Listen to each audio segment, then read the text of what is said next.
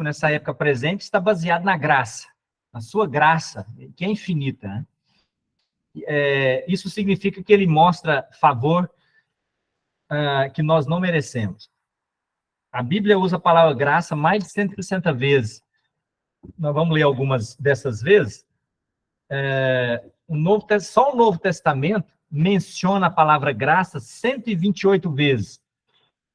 E nos fala de Deus como Deus, por exemplo, de toda graça, em 1 Pedro, capítulo 5, 1 Pedro 5 e 10, diz assim: e o Deus de toda graça, que em Cristo Jesus vos chamou à sua eterna glória, depois de haverdes padecido um pouco, ele mesmo vos aperfeiçoará, confirmará, fortificará e fortalecerá. Note só, como que a graça de Deus é maravilhosa, né?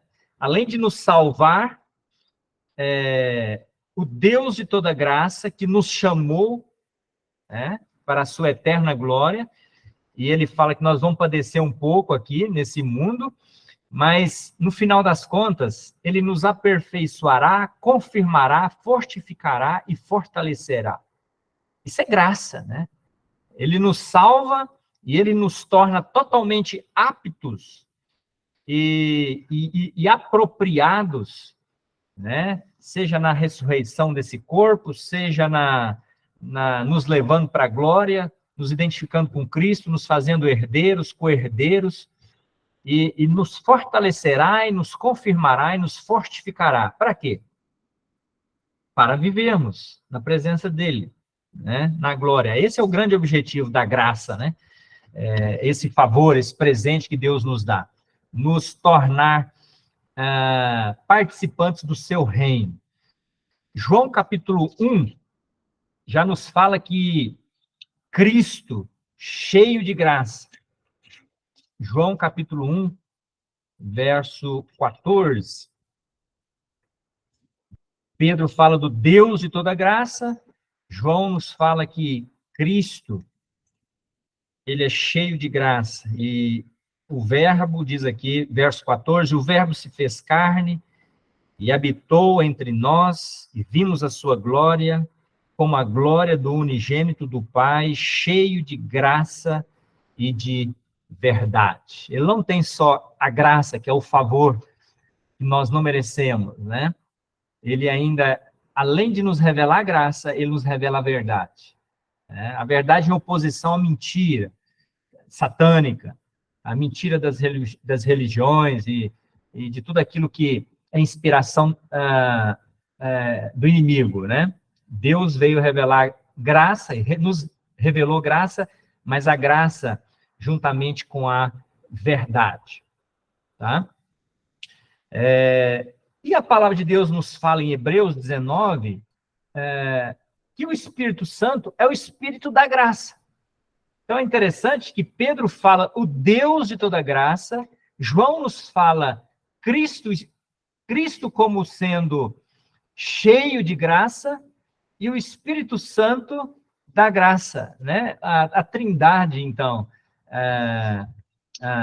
A Bíblia nos revela a Trindade, então, cheio da graça, né?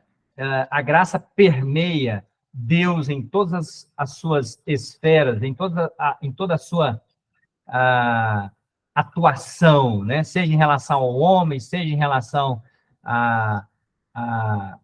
entre nós, né? Porque ele nos dá a sua graça e ele espera também que nós demonstremos graça uns para com os outros, né? E se o Espírito, conforme diz Hebreus 19 e 29, vamos ler. O Espírito da graça, Hebreus 9, né?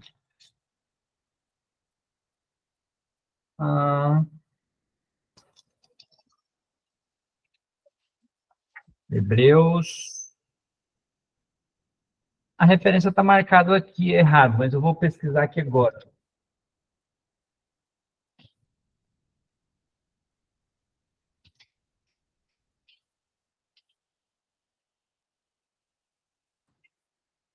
Hebreus 10 e 29. Na minha anotação estava 19.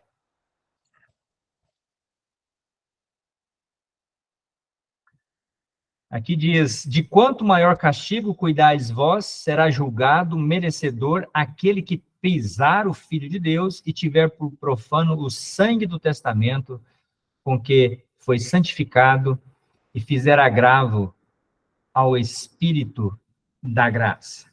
Então, aqui nós temos, não vamos entrar em detalhes desse assunto, mas o que importa aqui é o que a Bíblia revela, então, Deus de toda graça, Cristo como sendo cheio de graça, e chama o Espírito Santo de Espírito da graça. Assim, as três pessoas da divindade estão intimamente associadas à graça. Definição de graça. No Velho Testamento significava curvar-se ou abaixar-se em bondade para com alguém que é inferior, né? Mas no Novo Testamento, o Senhor Jesus veio e a palavra de Deus nos revela um sentido um pouquinho diferente. Porque a graça e a verdade vieram com Cristo. Então, o Velho Testamento era muito obscuro a graça, né?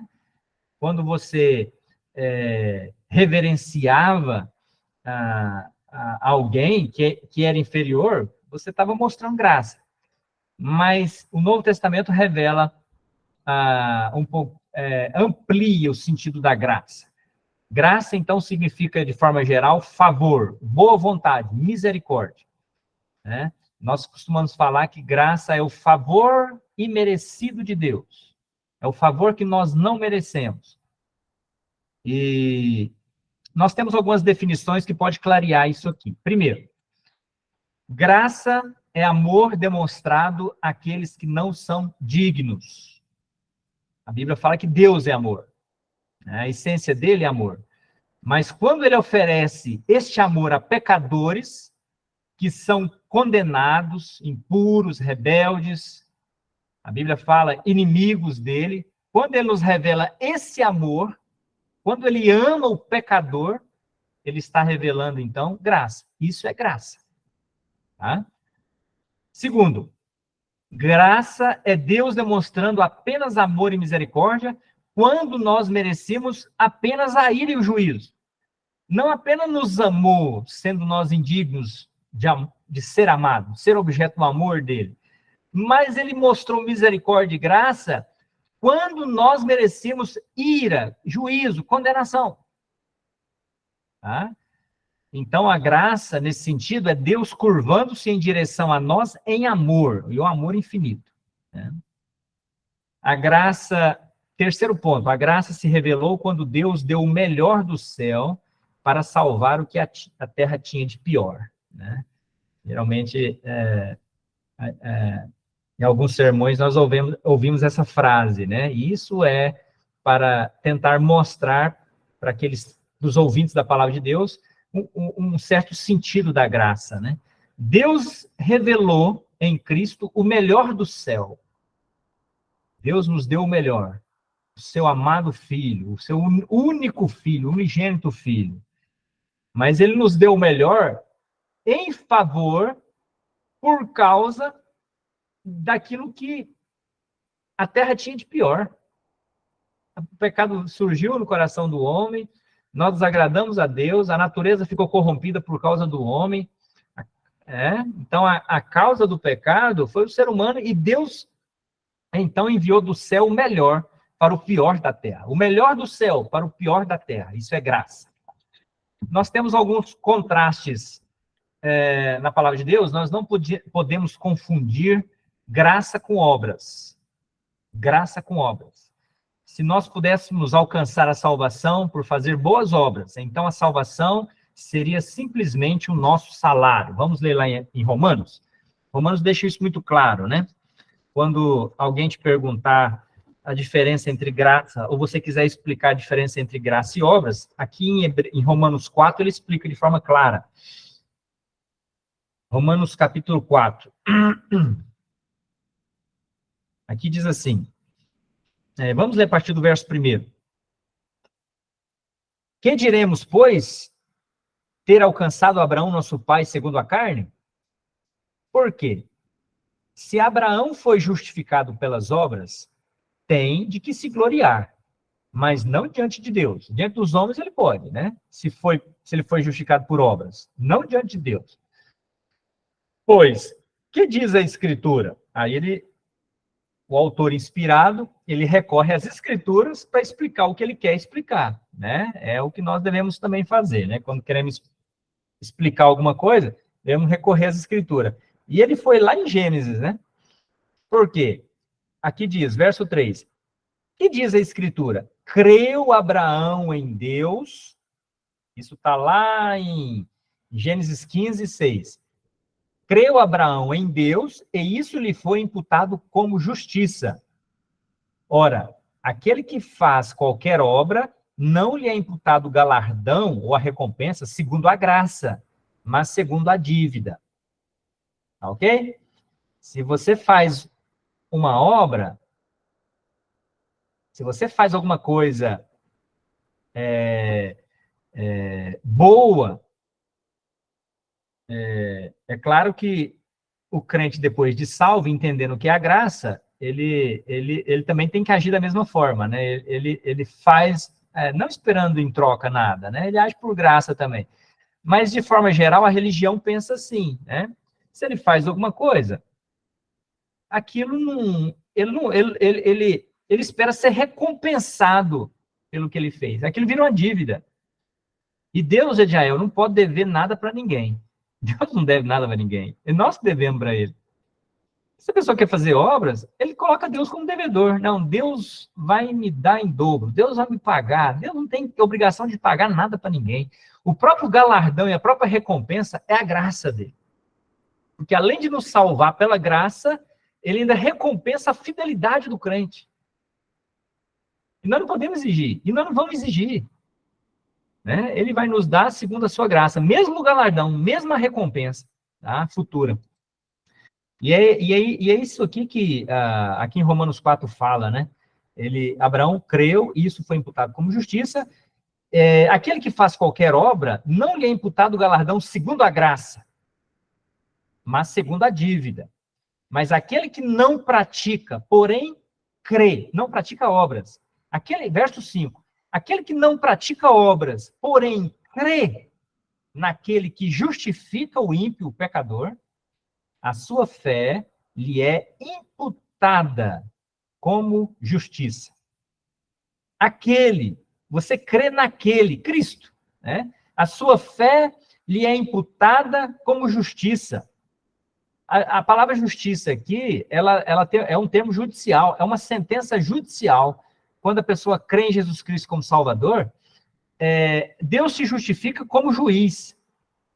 Ele te dá uma sentença, Jejael, por isso que a salvação é eterna e é segura. Ele te dá uma sentença declarando você justificado pela graça. Não foi por obra, porque ele não pode dever nada a ninguém e ninguém pode se gloriar de qualquer obra na presença dele. Jamais. Pode ser o crente mais usado. Ele pode ter levado milhões de almas a crer em Cristo. Se ele se gloriar na presença do Senhor ou de alguém, de ter feito alguma coisa, ele já perdeu o galardão dele. Porque até o crente que é usado pelo Senhor, ele tem que reconhecer que ele está sendo usado pela graça. Pela graça de Deus. Né? Aquele negócio de subir lá no púlpito e falar, oh, Deus está me mostrando, e Deus está me fazendo, olha o que Deus fez na minha vida, e querendo, parecendo que aquilo foi feito por aptidão dele, por capacidade dele, capacitação própria. Isso não existe, né? Todo aquele que se gloria, a Bíblia diz, glorie-se no Senhor. Né?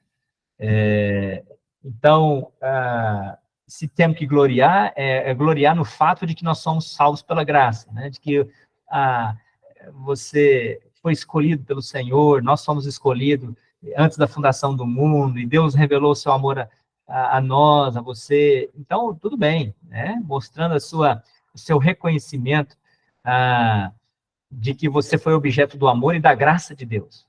Tá correto. Mas jamais se gabar de qualquer obra, de qualquer coisa que você tenha feito, mesmo correta, mesmo ligada às coisas de Deus. Mas se tiver que gloriar, glorie-se no Senhor. Né? Então, aqui nós temos essa diferença, e a Bíblia deixa muito clara não podemos confundir a graça com obras. No capítulo 11 de Romanos também nós temos o verso 16 que fala desse assunto. Romanos 11 e 16.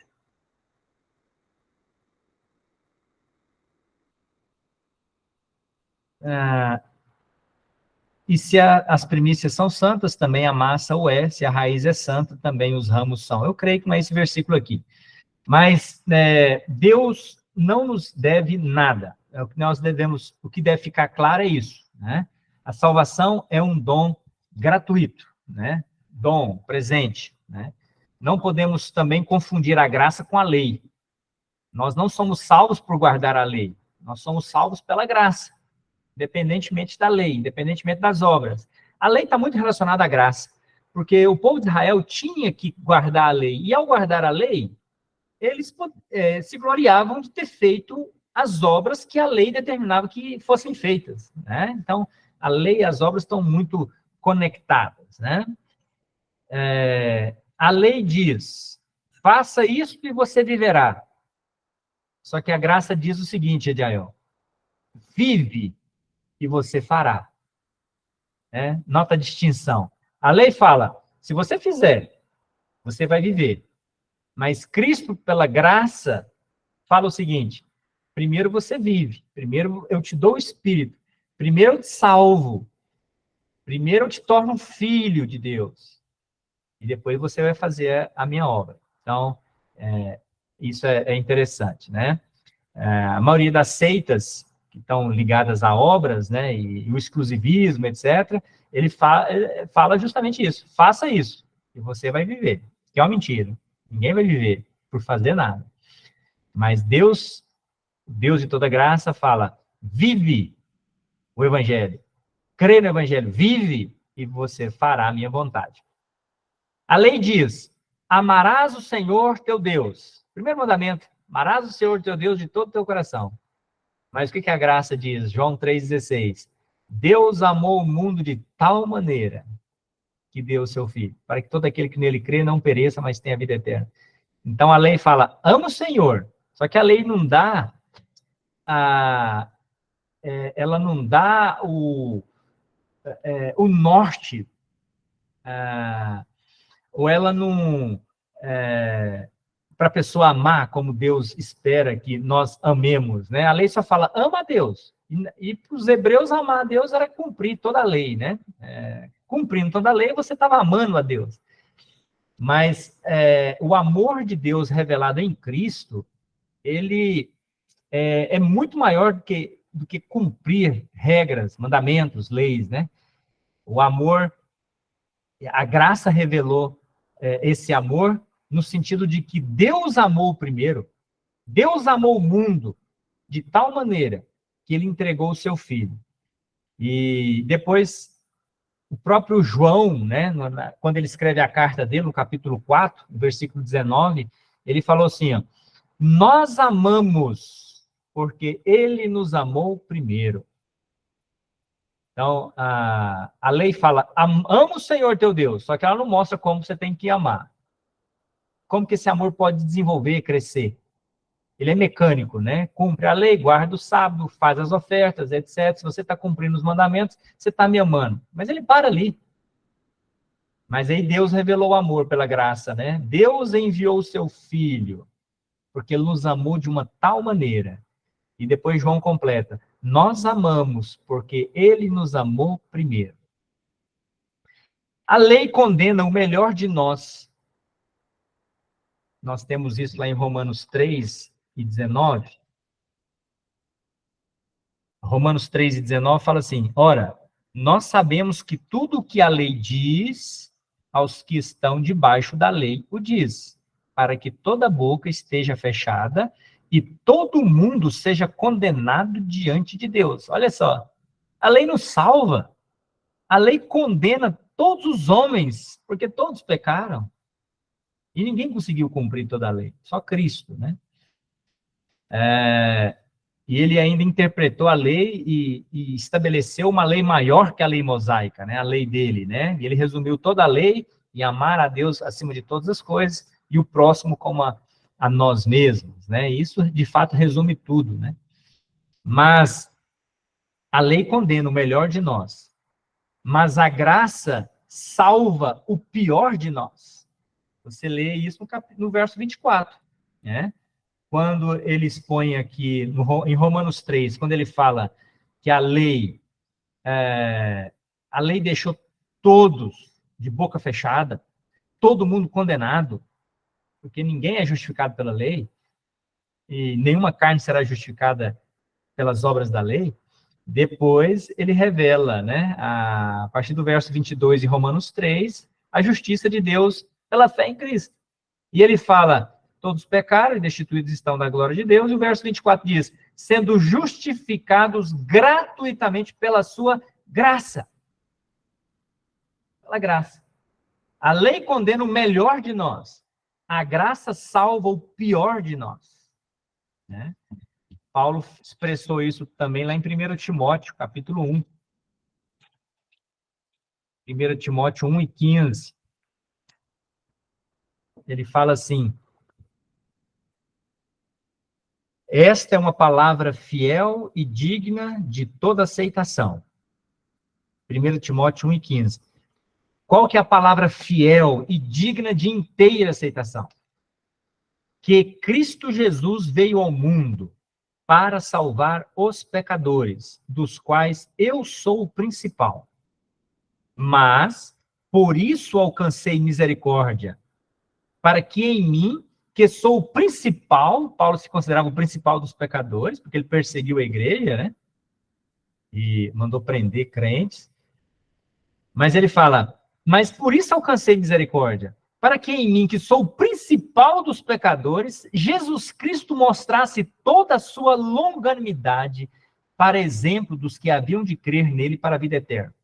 Note, Maurício, que Paulo usa essa expressão aqui, esse texto aqui, para servir de exemplo para todos aqueles depois dele, no sentido de que a graça de Deus é suficiente para perdoar qualquer pecador, porque ele se considerou o principal deles.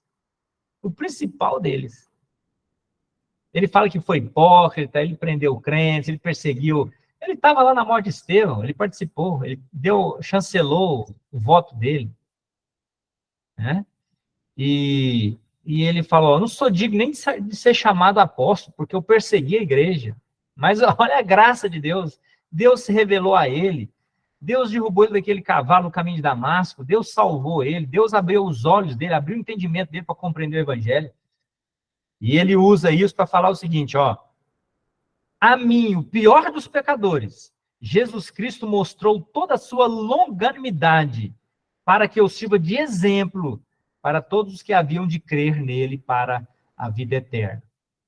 Ok? Interessante esse exemplo dele aqui. Isso é graça, né? Paulo está mostrando como a graça realmente superabundou na vida dele, e a história de vida dele mostra a graça de Deus, salvando ele estava indo prender os crentes lá em Damasco, salvou ele, Deus falou com ele, depois Deus chamou ele para pregar o evangelho aos gentios, Deus livrou ele de tantas situações, né? Naufrágios, prisões, etc. Revelando a graça de Deus para com ele. Tá? A lei nos faz ver o nosso pecado. Nós temos lá em Romanos 3 e 29. A lei tem esse sentido, né? Um dos objetivos da lei não é salvar o homem ou tornar o homem justo, mas mostrar o pecado do homem, né? Aqui fala assim, Romanos 3 e 29. E porventura, Deus somente... porventura Deus somente dos judeus? Não é também dos gentios?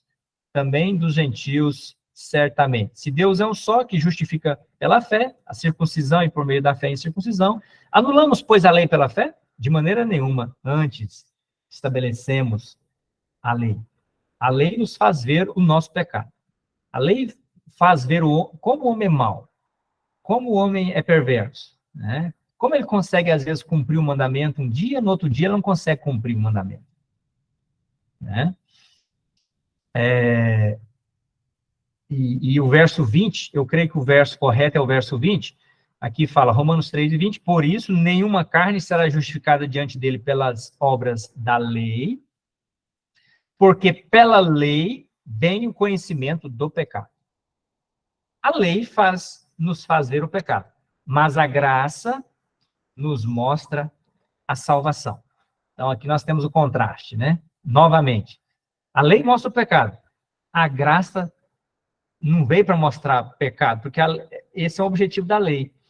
A graça nos mostra, ou nos revelou a salvação, o meio do homem obter a salvação da sua alma. Né? Nós temos lá em Tito, carta de Tito, depois de Timóteo, né? Capítulo 2, verso 11. Tito 2:11. Porque a graça de Deus se há manifestado, trazendo salvação a todos os homens, ensinando-nos que, renunciando à impiedade e às concupiscências mundanas, vivamos neste presente século sóbria, justa e piamente, aguardando a bem-aventurada esperança e o aparecimento da glória do grande Deus e o nosso Senhor Jesus Cristo. Tá? A graça de Deus se foi manifestada, se foi revelada. E ela se revelou trazendo salvação a todos os homens. Homens que estavam sob a lei, homens que estavam sob a servidão do pecado, da idolatria, os gentios que estavam em toda sorte de impureza, imoralidade, idolatria, né? Os romanos, os gregos. Mas a graça foi revelada. E ela foi manifestada não só aos judeus, mas ela trouxe salvação a todos os homens. Olha a graça de Israel, não apenas aos judeus. Deus escolheu esse povo, mas depois que quis revelar a graça dele a judeus e gentios. E a igreja dele são salvos, né? Formado por pessoas salvas, tanto dentre os judeus quanto entre os gentios, né? A igreja é formado por todo tipo de pessoa que crê em Jesus Cristo, são aqueles que já foram objetos da graça de Deus também e que aceitaram a graça, que aceitaram o favor de Deus. A igreja é formada por pessoas que já receberam o favor e a graça de Deus. Quem ainda não recebeu esse favor e essa graça que vem de Deus em Cristo, não faz parte da igreja dele. Porque fazer parte da igreja dele precisa receber Cristo como Salvador. E só recebemos Cristo como Salvador, recebendo esse presente, esta graça, né, esse favor que nós não merecemos, que é o perdão dos pecados, que é a obra substitutiva de Cristo na cruz, quando ele morreu por nós, sendo imerecedores. Nós não merecíamos, mas ele revelou a sua graça, vindo ao mundo e dando a sua vida por nós na cruz. Então, nós temos agora a necessidade da graça. Nós somos pecadores, desobedecemos a lei santa de Deus. Assim, a única coisa que merecemos é o juízo de Deus. É o juízo, é a condenação, a perdição eterna. Todos pecaram e destituídos estão da glória de Deus. Não havia como o homem alcançar o céu por obras, por merecimento, por sacrifício. Estávamos perdidos. Então, nós somos culpados diante de Deus, e Deus precisa punir o pecador, punir aquele que tem culpa, assim como o juiz determina que se prenda, que se puna o criminoso. Diante de Deus, nós somos e éramos criminosos, antes de ser justificados, antes de ser declarados justos, né? E por isso que a Bíblia fala que nós merecemos juízo, castigo. Somos culpados diante de Deus porque nós transgredimos a sua santa lei. E assim permanecemos debaixo da maldição de Deus. Tiago fala, capítulo 2, vamos ler. Tiago 2 e 10. Porque qualquer que guardar toda a lei e tropeçar em um só ponto, tornou-se culpado de todos. Olha só. Tropeçou num ponto da lei, você ficou culpado em todos os mandamentos da lei. E os mandamentos da lei são pesados, né? Ela exigia a morte de quem, em alguns casos, exigia a morte do transgressor. Então, por isso que todos nós que tropeçamos, né? E vivíamos tropeçando na lei, e era impossível guardar e cumprir toda a lei, a condenação já estava certa a todos nós, né? Nós tornamos culpados de todos os mandamentos da lei.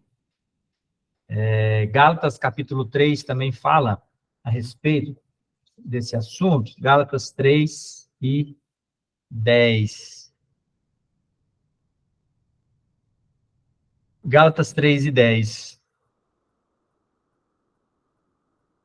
Olha só a partir do verso 7. Sabei, pois, que os que são da fé são filhos de Abraão. Abraão é chamado, é o primeiro homem na Bíblia chamado crente, né? Crente Abraão. Aqueles que são da fé, né, são filhos de Abraão, ou seja, são crentes também. Ora, tendo a Escritura previsto que Deus havia de justificar pela fé os gentios, a Escritura previu isso, Gênesis 12, 3, quando ele chamou Abraão, né? De ti farei uma grande nação, e todas as nações da terra serão abençoadas, né, através de você e seus descendentes, né? Então, foi revelado para Abraão a salvação de todos, né? Aqueles que tivessem fé em Cristo e na palavra dele. Então, fala que, tendo a Escritura previsto que Deus havia de justificar pela fé os gentios, anunciou o primeiro evangelho a Abraão, dizendo: todas as nações serão benditas em ti. De sorte que os que são da fé são benditos com o crente Abraão. Verso 10. Todos aqueles, pois, que são das obras da lei, querem fazer alguma coisa, acham que pode agradar a Deus fazendo alguma obra, aqui fala: todos aqueles que são das obras da lei estão debaixo da maldição. Olha a condição desses que querem salvar por obras. Estão debaixo da maldição. Porque escrito está: maldito todo aquele que não permanecer em todas as coisas que estão escritas no livro da lei para fazê-las. É o que nós lemos lá em Tiago. Se alguém tropeçar num só ponto da lei, tropeçou em todos. Já desobedeceu todos. E aqui fala: maldito todo aquele que não permanecer em todas as coisas que estão escritas no livro da lei para fazê-las. É evidente, verso 11, que pela lei ninguém será justificado diante de Deus, porque o justo viverá da fé. A fé. Né? Nós lembramos lá de Romanos 1,16, né? Também. Fala: o justo viverá da fé, de fé em fé, né? O evangelho é o poder de Deus para todo aquele que crê, né? O evangelho é o poder de Deus para todo aquele que crê, né? O crer fala da fé, fé. Você crê quando você tem fé em Cristo, na palavra dele, né? E o verso 13 é interessante aqui de Gálatas, que Cristo nos resgatou da maldição da lei. Agora, como que ele nos resgatou da maldição da lei? Nós que tropeçamos em toda a lei. Fazendo-se maldição por nós. Por quê? Porque está escrito, aonde? Está escrito em Deuteronômio 21 e 23. Se vocês quiserem ler, lá está escrito: maldito todo aquele que for pendurado no madeiro. Tá vendo, Maurício, por que ele não morreu por enforcamento, ele não morreu por apedrejamento? Ele veio para morrer crucificado, porque a lei falava que era maldito aquele que fosse pendurado no madeiro.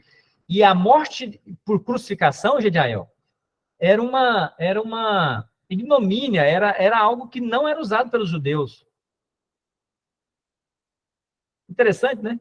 A lei previa que não podia ser levantado no madeiro nenhum judeu. E antes de Cristo, os desobedientes da lei, antes de Cristo, né, no Velho Testamento, não eram mortos por crucificação. Mas Deus, que é o conhecedor de todas as coisas, né, deixou lá um versículo lá no Velho Testamento, lá em Deuteronômio, falando, ó, é maldito todo aquele que for pendurado no madeira. Eu não sei se as pessoas, se os judeus conseguiam compreender isso aí, né, naquele momento ali, mas o quê? Mas não tem nenhuma ordem na lei falando que poderia ser executado ou não, né, no madeiro, né, ou abrindo exceção, etc. Mas vieram os romanos e eles crucificavam assim. Eles matavam assim, por crucificação, né, no madeiro. E Cristo não foi apedrejado, ele não foi para a guilhotina, né, como passaram os apóstolos, mas ele foi pendurado para se cumprir as escrituras. E ao ir ao madeiro, ele foi maldição, ele foi maldito. Não por causa de algum pecado que ele tivesse cometido, porque ele nunca pecou. Ele nunca pecou. E até horas antes de ir à cruz, Deus permitiu que testemunhas falassem isso, né? 3 ou 4 pessoas falaram, ó, ele não tem culpa, não, eu não acho nele crime algum. A mulher de Pilatos, ó, não envolva com esse justo. O próprio Judas, né? Trair sangue inocente. Olha os testemunhos que foi levantado naquelas horas terríveis, né, do seu julgamento. E até no momento da sua crucificação, aquele centurião falou, este verdadeiramente é o Filho de Deus, porque viu nele um homem sem culpa, sem pecado. Viu nele traços da divindade, né? Esse é o Filho de Deus. Mas naquele momento que ele foi crucificado como maldição por nós. Ele foi maldito por nós. Maldito todo aquele que não permanecer em todas as coisas escritas no livro da lei. Ou seja, nós éramos malditos. Mas quando Cristo nos resgatou da maldição da lei, ele se fez maldito por nós. Tá vendo? Aqui está a substituição em relação ao pecado e em relação à maldição por causa do pecado. E para cumprir as escrituras, né? Hebreus 21 e 23. Maldito todo aquele que for pendurado no madeiro, para que a bênção de Abraão chegasse aos gentios por Jesus Cristo, e para que, pela fé, nós recebamos a promessa do Espírito. Então, aqui ele estende, né? Deus foi maldito não apenas pelos judeus, Deus foi maldito por todos aqueles que reconhecem que não podem fazer nada para agradar a Deus, que não podem cumprir a lei, que não podem fazer obras nenhuma para agradar a Deus. E nesse caso não tem acepção de pessoas, é judeus e gentios. Por isso que ele não salva mais só os judeus, porque a lei estava com os judeus, mas de repente não é mais pela lei. Aí a graça dele ultrapassa a lei. Então a graça dele, a salvação, pode ser alcançada por qualquer um que crê nele. Compreende? Porque se a justificação é só pela lei, quem tem a lei? É os judeus. Então só os judeus são salvos. Né? Se a justificação é pela lei, pelas obras da lei, só os judeus são salvos. Então, como não é pela lei, não é pelas obras mais, é pela graça, então essa salvação é estendida a todos. Compreende, Maurício? Entendeu essa questão? É o que ele está explicando aqui, então. Pelo fato de que os homens rejeitaram e mataram o Filho de Deus, nós não temos o direito de exigir absolutamente nada de Deus. Nada de Deus.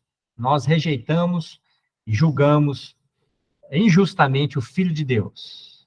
Então, nós não devemos e não temos direito de exigir nada. Nós crucificamos. Nós estávamos lá, né? Os nossos descendentes, né? Estavam lá. Estávamos em Pilatos, um gentil como nós. Estávamos também em todos aqueles religiosos, como aqueles religiosos ali, nós não somos melhores que eles, né? Se estivéssemos ali também, Maurício, nós teríamos gritado também, crucifica, crucifica. Ok? Então, nós necessitamos da graça de Deus, porque, de alguma forma, nós rejeitamos e matamos o Filho de Deus. A salvação é pela graça. A salvação só é possível pela graça de Deus. Mas Deus é santo. Ele não pode ignorar o pecado. Ele não faz vista grossa para o pecado. O pecado precisa ser punido. E o Evangelho nos mostra, então, como que Deus pode salvar os pecadores e como ele ainda permanece santo ao fazer isso. Como que Deus, que é santo, perfeito, pode justificar o pecador que é imperfeito, que é impuro, e ainda se tornar, e ainda ser santo, ser puro, não cometer nenhum deslize ao fazer isso. Como? Foi o que ele fez em Cristo, né? O Evangelho nos mostra como Deus, então, fez isso, salvando pecadores, né? Cristo sofreu a ira, o juízo de Deus contra o pecado, ou seja, o pecado foi tratado. Deus tratou o pecado de toda a raça humana, de todos os homens. Ele tratou em Cristo Jesus. É claro que ele não salva todos automaticamente, porque ele nos fez a imagem e semelhança dele com mente, com raciocínio, com desejo, com vontade. Podemos escolher, temos livre-arbítrio. Então, ele fez o que precisava ser feito e agora ele pede para o homem escolher. Você escolhe. Você escolhe. Ou aceita o que eu fiz, ou você rejeita. Mas tem consequência. Tem consequência. Né? Isso é justiça. Então, ele mostra a graça, mas tem justiça também. Né? A graça e a justiça perfeito aqui, né? Totalmente compatíveis. Ele mostra a graça, mas também ele é justo. Né? Então, por causa de tudo que Cristo fez, né? Quando ele veio ao mundo e fez a obra da redenção, a obra vicária dele na cruz, por causa de tudo que Cristo fez, Deus pode perdoar os pecados daqueles que confiam no Senhor Jesus. E ao perdoar os pecados, ele declara justo. Por quê? Porque os pecados daquela pessoa que está confessando os seus pecados, Deus, no momento que ele confessa os pecados, Deus vê aqueles pecados todos expiados na cruz. Deus vê isso. Quando ele justifica, é porque ele vê isso, Gediael. A pessoa faz a conversão, né? Confessei os meus pecados e recebi Cristo como seu Salvador. Nesse momento da sua justificação, Deus tem aquele vislumbre do que aconteceu 2000 anos atrás. Ele olha para a cruz, que a cruz é algo recente na mão, aos olhos dele. Quando João vê Cristo lá em Apocalipse, ele vê o Cordeiro como tendo sido morto. É como se a obra dele tivesse acabado de ser realizada. Então, não é obra passada, não é algo que passou e que não tem mais efeito, não. O que Deus fez em Cristo é algo atual, recente, agora. Quando um pecador recebe Cristo como seu Salvador, a festa nos céus por cada pecador que se arrepende agora. E Deus perdoa com base no que Cristo fez, porque a obra dele é a obra permanente. Ela é nova, ela é recente, a cada manhã. Né? Nesse sentido da purificação, da justificação, né? Então, por causa do que Cristo fez, Deus perdoa os pecados, porque aqueles pecados que estão sendo perdoados, Deus vê em Cristo Jesus. Né?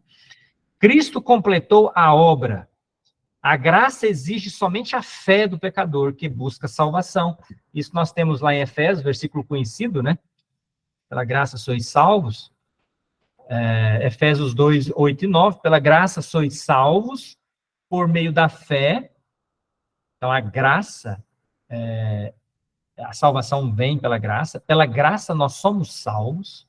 É produzida por graça e por meio da fé. Né? A fé é aquilo que os olhos humanos não conseguem enxergar, mas você crê. Né? Crê no que Deus diz. A fé vem pelo ouvir a palavra de Deus. Por isso que o Evangelho ele deve ser anunciado através da Bíblia. Não é o Evangelho que as Escrituras pregam, ensinam. Pela graça sois salvos por meio da fé, a fé no que Deus diz, e isso não vem de vós. É um presente, é um dom de Deus. A salvação. A salvação não vem de nós. A Salvação é um presente, é a graça, né? É um presente de Deus. Não vem das obras, a salvação não vem das obras. Para que ninguém se glorie. Deus não aceita nenhuma glória humana. Ninguém chegará no céu, batendo no peito e falando, eu estou aqui porque eu fiz isso, eu mereço isso, eu fiz algo para estar aqui. Ninguém vai chegar na presença de Deus, porque Deus não vai receber ninguém que não foi salvo, senão pela graça. Senão pela graça, exclusivamente, pela graça dele. Tá? Agora, a recompensa que Deus vai dar para o crente é com base na fidelidade, nem é obras de caridade, né? Que a pessoa acha que tem que fazer, etc, etc. Mas são as obras que Deus pede para o crente, que ele já creu, fazer, de acordo com a vontade dele. Né? Não é o que eu penso, o que eu acho, que a igreja pensa, que a igreja acha. É o que ele pede para fazermos. Pregar o evangelho, né? Fazer discípulos, ensinar, né? Claro que tem obras que envolvem também o dar, né? Obras ligadas ao amor, à caridade, né? Sim, mas isso não envolve salvação. Isso envolve recompensa, galardão, que Deus vai distribuir àqueles que fizeram por amor e por fidelidade a Ele, a palavra dele, por terem sido fiéis, né? Não para manter a sua salvação. Né? A salvação é algo que Deus mantém. Né? Deus te dá a salvação e Deus te guardará até o dia do momento em que nós vamos estar na presença dele, né? Mas as obras ligadas à salvação, elas não estão ligadas à salvação da alma, né? Que é algo que Deus faz em Cristo, pela graça. Então, aqui em Efésios 2, nós temos isso, né? Por fim, bênçãos pela graça. A graça traz muitos resultados maravilhosos aos pecadores. E nós temos 3 resultados. Nós lemos lá em Tito, capítulo 2, verso 11, né? A salvação, né?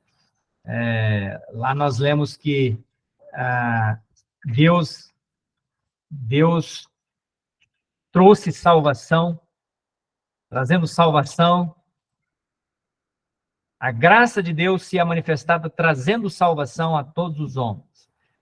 Então, o primeiro resultado da graça é a salvação. Isso significa que o cristão tem vida eterna, é salvo pela graça. Em Romanos 3, 24 a 26, nós temos a justificação. Justificação. Isso significa que Deus considera sem culpa o pecador que crê em Jesus Cristo. Romanos 3, vamos ler, né? 24 a 26. Sendo justificados ou declarados justos, sem culpa, sem pecado, sendo justificados gratuitamente pela sua graça, pela redenção que há em Cristo Jesus. É Cristo que salva, que declara justo, que nos redime, né? Não é um grupo, não é igreja, não é alguém, não, é Cristo. Ao qual, em Cristo, né? Está falando de Cristo, ao qual Deus propôs para propiciação pela fé no seu sangue. Então, Cristo foi uma providência divina, através do sacrifício, o sangue que ele derramou na cruz, né? Pela propiciação. Propiciação fala de algo que satisfez, né? Então, o que Cristo fez satisfez a justiça de Deus. O que Deus precisava para punir o pecado, ele foi completamente satisfeito no que Cristo fez. Porque Cristo sofreu aquelas 3 horas e no final ele consumou a obra, entregando a vida dele. A vida perfeita, a vida sem pecado.